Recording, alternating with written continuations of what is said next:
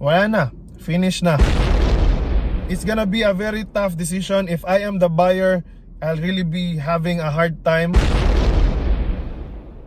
Dahil malakas kayo sa akin, Toyota Wigo versus Honda Brio, which is the better hatchback? Sasagutin natin yan today, so just sit back, relax, and enjoy. Here we go!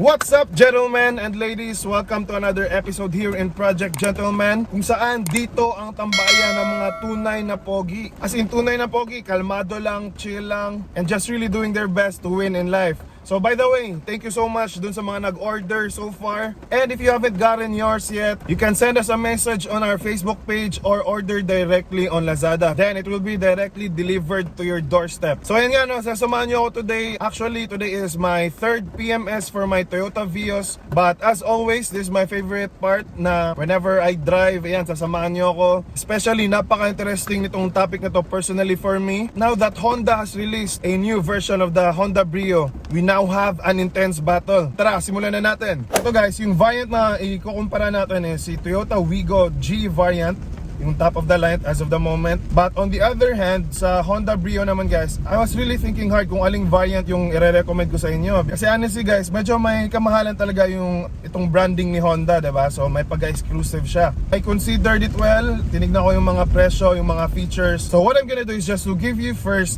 their prices. Ang tutusin talaga natin, yung top of the line na ni Toyota Wigo, medyo mas mahal pa rin yung pinaka entry level ni Honda Brio. Toyota Wigo G, top of the line, cost around 729,000 pesos. On the other hand, si base entry level ni Honda Brio, which is si Honda Brio S manual transmission, cost around 735,000 pesos. So as you can see, medyo mas mahal pa rin ng konti yung entry level ni Honda Brio, diba? So yung pinakamababang variant niya guys, medyo mas mahal pa rin sa top of the line ni Toyota Wigo, in short. So that's very interesting right there. Dahil gusto natin nga mag-recommend ng CVT for the comfort. So the Honda Brio V CVT naman, the price is around 827,000 pesos. Yun po yung pinakamura na automatic na makukuha nyo from the Honda Brio. So Wigo versus Brio na automatic, talagang medyo mas mahal talaga si Brio guys. So far doon tayo sa pricing nagsimula. So ayan, makikita nyo na kaagad as we go along this comparison. I'm sure that some of you are already considering the more affordable car, diba? It's also good to know what makes it mahal or what makes it a little bit more expensive, and sulit ba? That's what we're gonna talk about along the way, diba? So right now, if you're thinking about the manual Brio guys, same lang naman sila halos lahat with the automatic Brio. The power, the engine, the form factor is there. And ang difference lang talaga nung medyo more affordable na manual variant with the Brio is wala siyang security alarm, speed sensing door locks. Yung steering wheels ni lowest variant Brio is naka steel wheels lang with cup or hubcap. And lastly, wala po siyang Apple CarPlay tsaka Android Auto capabilities. So yan ha, binigyan ko na kayo ng chance to really think about if you really want the Brio. Doon pa lang sa price point, lowest variant na yon, but wala pa siya nung mga features na yon. I don't know about you, but some of those features are very important to me. So I might consider the higher variant and consider my options financially, stretch, ganyan. So if I really want the Brio, okay? So now that we got that out of the way, we can now continue talking about the Brio Automatic. So let's start with the engine. Medyo lamang si Brio dito, of course. Yun yung branding rin ni Brio, is mas malakas talaga siya because the Honda Brio comes with a 1.2cc while Toyota Wigo only has a 1.0 liter engine. So kung racing lang pag-uusapan, medyo dehado talaga si Wigo, especially that Honda Brio comes with 4 cylinders while Toyota Wigo only has 3 cylinders. So pag-isipan nyo mabuti guys, what do you need your car for, diba? If you live in medyo mga patag naman na lugar, then Wigo is not gonna be a problem. City, it gets the job done. But if you need a little bit more power, nakatira kayo sa mga paahon, then Brio would be a very strong choice. And of course, pinaka-importante din sa sasakyan guys is yung konsumo natin sa fuel, diba? Because of the smaller engine and yung fewer number of cylinders nga ni Wigo, of course, mas matipid talaga sa gas si Toyota Wigo. Medyo alanganin sa power, but if you don't need that much of power, then you can save a lot of money in your pocket having lesser trips to the gasoline station. So okay ang Wigo dyan. Now let's go to the exterior. In terms of their dimensions, mas mahaba si Honda Brio and mas malapa din. But mas mataas yung height ni Toyota Wigo. So importante din, i-consider natin yan for the parking slot that we have. And di lang sa parking slot natin, but even to the place where we live. So better consider that in terms of the actual measurements of your car. Now let's go to the overall exterior look. So talking about the looks of both cars, ito, real talk lang ha, hindi pala medyo, sobrang mas maganda talaga sa akin ang looks, total overall looks ni Honda Brio, guys. I'll be completely honest with you, medyo hindi ko talaga natripan yung bagong design ni Toyota Wigo. I appreciate naman na medyo humahabol siya dun sa looks nila Race or yung mga bagong design ng Toyota ngayon, diba? Now it looks a little bit more like a sedan, becomes more respectable. While on the other hand, when I saw the actual form factor or yung mukha ni Brio, guys, on our previous Honda Brio review, grabe, I was speechless, guys. I was really amazed on how pogi the Honda Brio is, especially compared to the previous generation. Most of the things that I talk about here are subjective. I really love to express my opinions or thoughts on things, and you are free to do so as well down in the comment section. So ito naman, no, isa sa mga pinaka-importanteng factors din, especially dito sa Pilipinas, yung kanyang ground clearance. For this one, Toyota Wigo wins on this department with 160 millimeters of ground clearance versus only 137 millimeters for the Honda Brio. And nga, in connection to the being maangas, pinanindigan na nga ni Honda, no, being like lowered. So if medyo mabaha dun sa tinitirhan nyo, then you should consider that as well. For the fuel capacity, guys, medyo lamang si Toyota Wigo with 36 liters of fuel capacity versus 35 liters only for the Honda Brio. So if you're a fan of road trips, that's very good to know. So now, let's zero in. Let's dig deeper dito sa mga na-appreciate ko na features, guys, on both of these cars. As usual, isa rin yan sa mga deal breakers natin, itong mga features.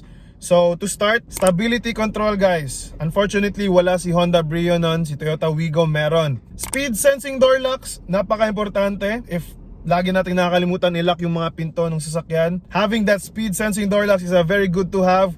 And si Honda Brio lang ang meron nun, guys. Next, ISOFIX. Unfortunately, si Toyota Wigo wala siya nun, guys. Si Honda Brio meron siyang ISOFIX. So for those who have families, if you have infants, then I suggest Toyota Brio will be a good one for you, so that you have your baby's car seat and you can have additional safety if you have a baby. Next, rear parking sensors, very important. Good news, both of them have the rear parking sensors. Push start button, Toyota Wigo wins on this one. Napaka-modern and napaka-social. Next, for the infotainment display, lamang ng konti si Toyota Wigo with 8 inches, while Honda Brio only has 7 inches infotainment display. Pero okay lang naman because both of them have the Apple CarPlay and Android Auto capability. Ang medyo hindi ko lang natripan dito sa Brio, guys, is nasa loob ng glove compartment yung kanyang USB port, kung saan natin pinaplug ang ating cord para sa cellphone, diba? So that we can activate our Apple CarPlay. So if Apple CarPlay is one of the important things in your life, then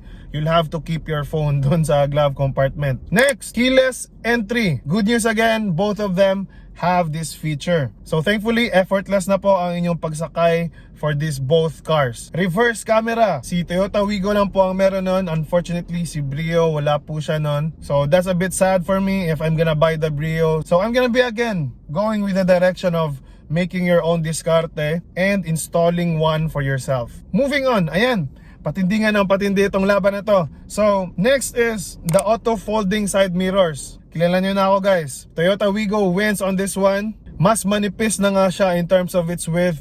Meron pa siyang capability to fold its side mirrors. OMG, guys. You're making it hard for me, Wigo. And to add insult to injury, guys, only the Toyota Wigo has the hill start assist. Si Honda Brio, unfortunately, wala po siya nun, even with the CVT variant. So, wala na. Finish na.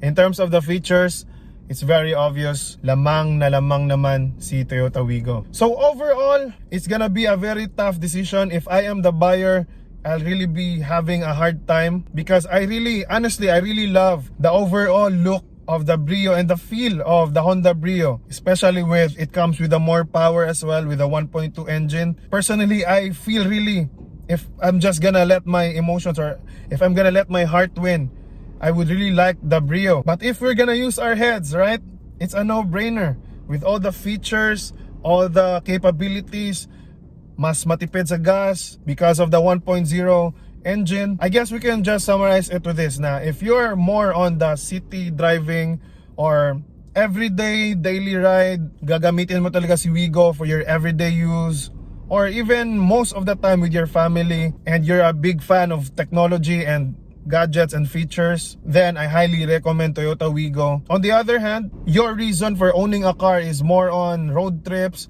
going to the provinces. You don't mind much of the traffic because hindi naman masyadong matraffic yung tinitira nyo. And more importantly, you're always going through the highways. If all the features that I mentioned are not deal breakers for you, then I think that you'll be more than happy with the Honda Brio. So sana nakatulong tong video na to guys in your car buying decision. If you want to be reminded every day to stay calm, to stay awesome out there on the roads, get one of your Chivalry shirts. You can order anytime on Lazada or message us on our Facebook page. This has been Ronnie with Project Gentleman, reminding you that if you seek God first and make Jesus the King of your life, all of these things will be added to you. Thank you so much for watching, and I can't wait to see you in this next video right here. Ciao! Do you love to express yourself through the things that you're very passionate about and feeling really comfortable while you're at it? Get any of our premium quality shirts today, now available in our official store, Chivalry Clothing. That's Chivalry Clothing on lazada.com.ph. Order now and don't delay on representing yourself with style.